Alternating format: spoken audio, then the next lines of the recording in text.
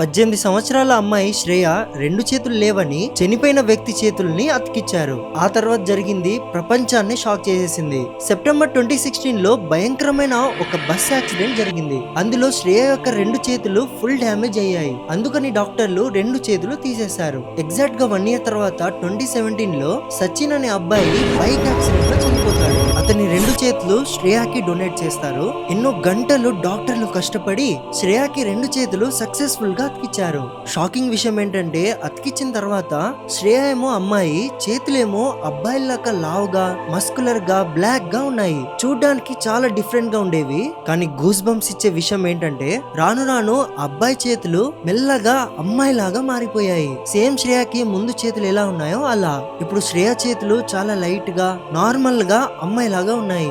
డాక్టర్సే shock అయిపోయారు ఇలాంటి miracle చూసి. ఇది ఎలా జరిగిందో డాక్టర్సే ఆన్సర్ చేయలేకున్నారు.